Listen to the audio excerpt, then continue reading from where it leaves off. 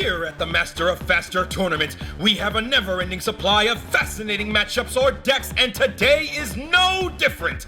We'll see the former king himself, Jack Atlas. His opponent is Bashford, the Hermit of Scrap Mountain.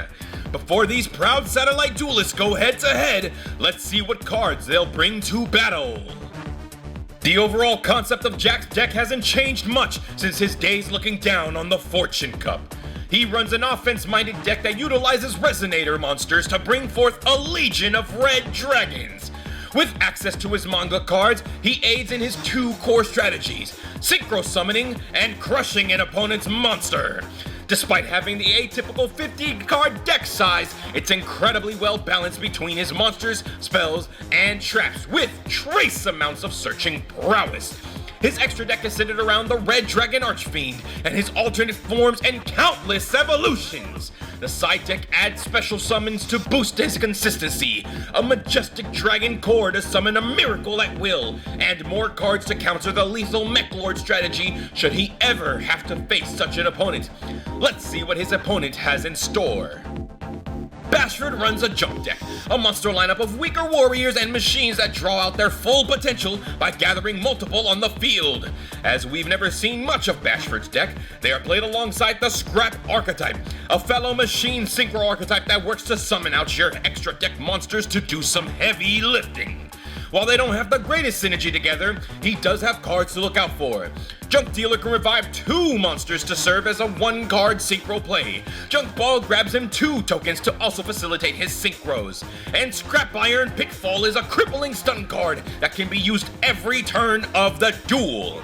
Not only is he bringing Link monsters to modernize his strategy, but the side deck is filled to the brim with more Scrap support in case he wants to utilize that half of his deck more. Time to see if his Junkyard Warfare can wall out Jack's absolute power force. Ready, set, duel! The first duel between these two players, and the king himself, Jack Atlas, will be taking the first move in his arena. He's going to use Power Giant's effect to special summon itself by discarding a monster, and it'll reduce its own level, starting at 6, by the level of the monster that it discarded. Since Jack tossed out the Absolute King Backjack, it reduces by 1 to level 5. And now, in the graveyard, he can activate the effect of Absolute King Backjack in order to check out the top 3 cards of his deck and place them on top in any order he so pleases. Next, he'll go ahead and normal summon the Dark Resonator, a level 3 tuner, so that he can tune the level 5 Power Giant for, on turn 1, his ace monster, the Red Dragon Archfiend, with a whopping 3,000 attack points. And even without any other cards on the field, that is already an incredible field presence to have against Bashford's deck, as Red Dragon Archfiend overpowers almost every single monster that Bashford owns. So this will be an uphill battle from the get-go. He's going to activate the field spell Junk Factory, which will give all junk monsters 500 attack and allow junk monsters to go back to the deck when they get destroyed in battle. And Jack is going to respond by banishing the Absolute King Backjack. Now, by banishing it from the graveyard, he can check the top card of his deck, and if it's a normal trap card, which in this case it is, he can set it straight to his field. So he will be setting the King's Consonant trap card for later. Now, he's going to go ahead and special summon Junk Forward, Bashford that is, since he has no other monsters on his field. That'll let him have an extra body to accompany the Junk Anchor Tuner monster, so he can go into the Link Summon Junk Connector. He's going to enter his battle phase, 2,200 attack to Jack's 3,000, and Bashford will take 800 points of damage. And upon Junk Connector's destruction, he can go ahead and summon a Junk Synchro monster from his extra deck, so he'll go and bring out the Junk Destroyer with 3,100 thanks to the boost of the Junk Factory, swinging over the Red Dragon Archfiend. And now Junk Factory's effect will send the Red Dragon Archfiend back into the extra deck instead of sending it to the graveyard, so that if Jack had a card in order to revive it, like Monster Reborn or some of his other trap cards that he does have in his deck, they won't be live on activation. So to start his turn, Jack is going to special summon the Vice Dragon. It can summon itself by having its attack and defense when Jack has no monsters and Bashford has at least one.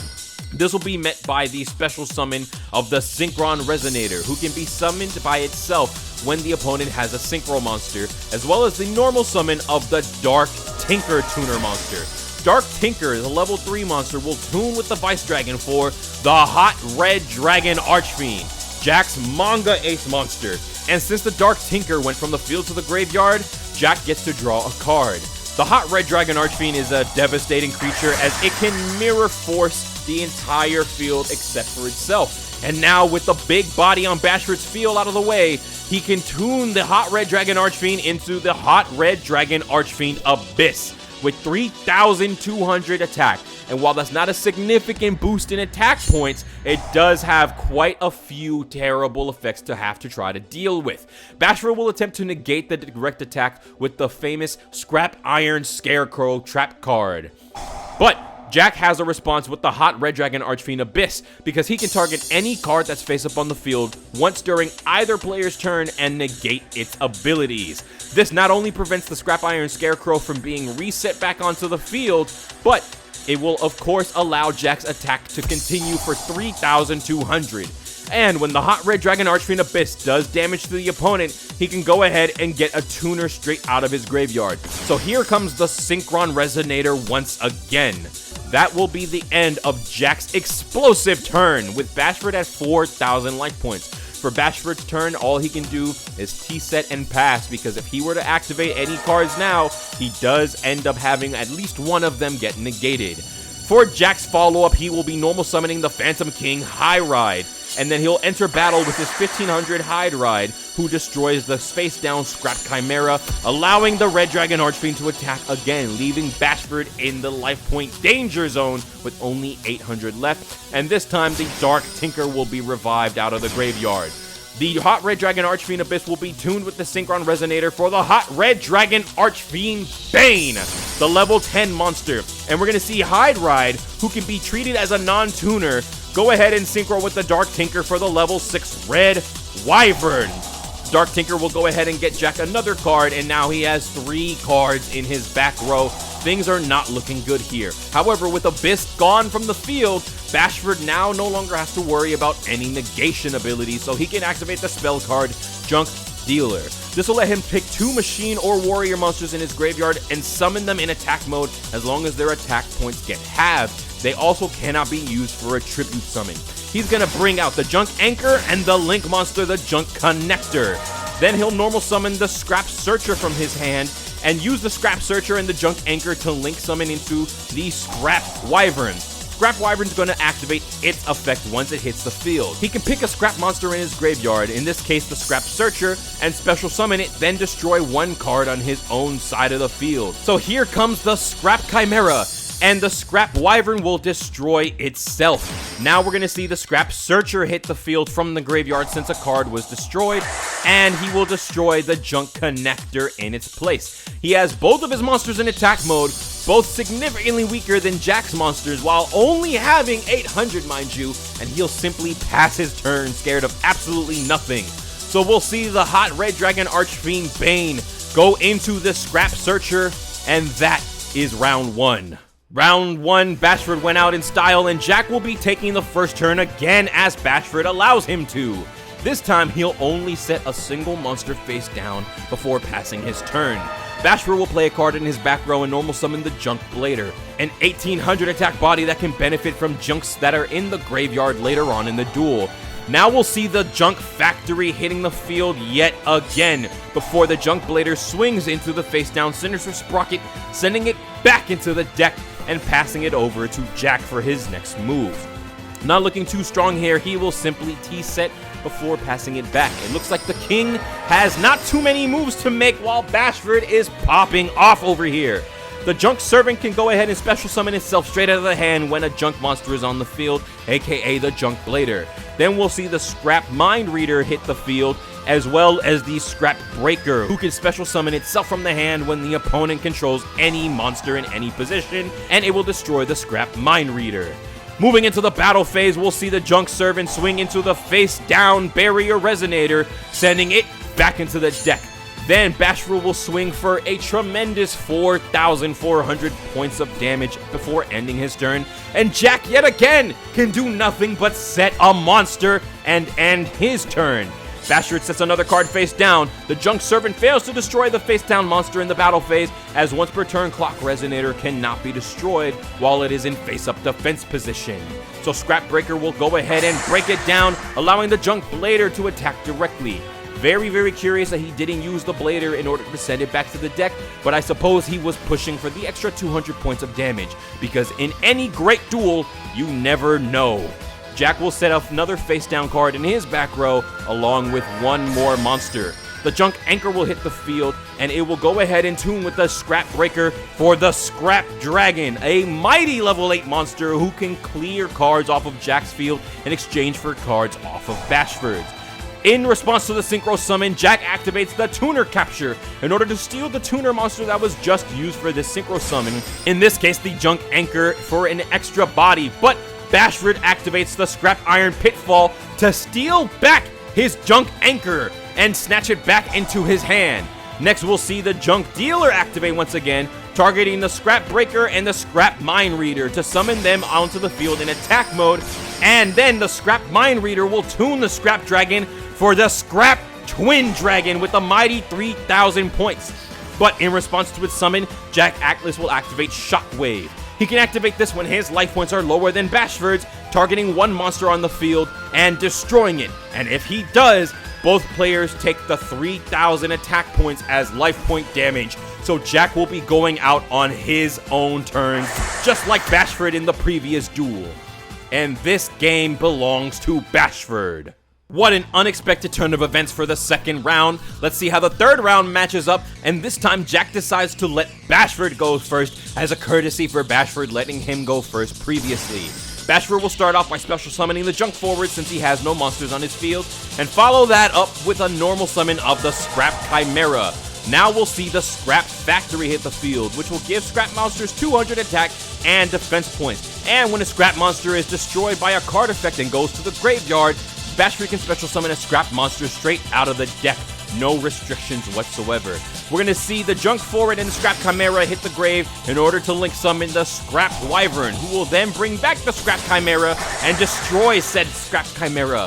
And since the monster was destroyed, the Scrap Wyvern can activate its next effect to special summon a Scrap monster out of the deck, along with Scrap Factory summoning a Scrap monster out of the deck. So here comes, with all the advantage in the world, the Scrap Mind Reader, along with the Scrap Raptor, two tuner monsters. And this time the Scrap Wyvern will destroy itself. Scrap Raptor will activate its effect on summon, destroying itself. And since it was destroyed, he can go ahead and add the Scrap Golem to his hand. Now we're going to see the extra normal summon of the Scrap Golem thanks to the effect of Raptor in the graveyard. Scrap Golem hitting the field can go ahead and pick a level 4 lower Scrap monster in the graveyard to special summon it to either player's field. Scrap Golem will special summon the Raptor back to his own side of the field, a level 4 tuner, mind you. So here comes yet again the Scrap Twin Dragon with 3,000 attack points. Wombo combo if I've ever seen one myself, ladies and gentlemen. Jack Atlas will start his turn powerful, though, with the Resonator Call, letting him get any one of the tuners in his deck, as long as it is a Resonator monster. So we'll see him discard the Synchron Resonator to special summon the Power Giant, bringing its level down to level 5. Then we'll also see the summon of the Creation Resonator tuner monster, and since he has a Fiend tuner on the field, he can special summon the Wandering King Wildwind with 1,700 attack points. Next, Jack will activate the continuous spell card Arrive in Light. This does two things. First, upon activation and resolution, Arrive in Light will place a level 1 dragon from his deck to the top of his deck. Next, when he synchro summons a monster once per turn, he can activate 2 different effects once per turn each. He can either draw a card or special summon a tuner that's in his hand. So the monster that will go straight to the top of his deck is the Converging Wills Dragon. Jack will then tune the Power Giant with the Creation Resonator for his big boss monster, the Red Dragon Archfiend. And since he's synchro summoned, the Converging Wills Dragon will arrive in light. And when you draw the Converging Wills Dragon, it can summon itself along with a level 1 dragon from your deck. So here it will hit the field in defense mode and bring out with it the Omni Dragon Brotar. Now, Omni Dragon Brotar on the special summon of itself will target a monster on Jack's side of the field and add a monster with the same type and attribute, but a different name from the deck to the hand. So he'll discard the equipped spell Dark World Shackles in order to add the Dark Tinker. Now, he will then evolve his Red Dragon Archfiend with the quote-unquote Majestic Dragon into the Majestic Red Dragon, towering over foes with 4,000 attack points and a horrifying set of effects. First, it cannot be destroyed by card effects. Secondly, it can negate the effects of a monster on the opponent's side of the field, and if it does, it can absorb all of said attack points. The Arrival Light will activate its effect to special summon the Dark Tinker from the hand, who will then tune the Wandering King Wildwind for the level 7 Dark Highlander. In case Jack hasn't already won the duel in this singular turn, Dark Highlander will make sure that he finishes things, because while it is on the field, neither player can summon a Synchro monster, and Dark Tinker will go ahead and draw Jack a card as well. Then we'll see the Majestic Red Dragon suppress the Scrap Twin Dragon and absorb its 3,200 with the effect of the Scrap Factory to bring itself up to a whopping 7,200 attack points this turn. Normally, it would only be here for a singular turn, because at the end of the turn that a Majestic Synchro monster is summoned, it returns to the extra deck and revives its base Synchro form from the graveyard. However, with the Arrive and Light spell card on the field, neither player can send extra deck monsters into the extra deck. So the Majestic Red Dragon can swing over the Scrap Twin Dragon for half of Bashford's life points, and then it can destroy its entire side of the field. Since the Scrap Twin Dragon was destroyed, Bashford can special summon the Scrap Golem to defense mode in order to take the hit from the Dark Highlander, leaving him with a respectable 4,000 attack after that onslaught. Oh, and we'll see the Majestic Red Dragon actually return to the extra deck for the Red Dragon Archfiend instead. The Red Dragon Archfiend would normally destroy any monster on Jack's field who had an attack. However, this is not the case this time around. I am very, very curious to see why Jack went ahead and devolved his dragon. For Bashford turn, he's going to set a monster and pass his turn if he has no other moves to make. And Jack top decks the Disrespect Monster Reborn to bring back the Scrap Twin Dragon to his side of the field instead and get the Scrap Factory's 200 attack boost. A ridiculous 3,200. And since a Synchro monster was summoned to the field, Arrive and Light will allow Jack to draw another card. Then, it will destroy the Arrive and Light spell card itself to destroy the only 2 cards on Bashford's side of the field. Entering the battle phase, he'll attack with the Scrap Twin Dragon and end the duel with the Absolute Power Force. Jack has won the match.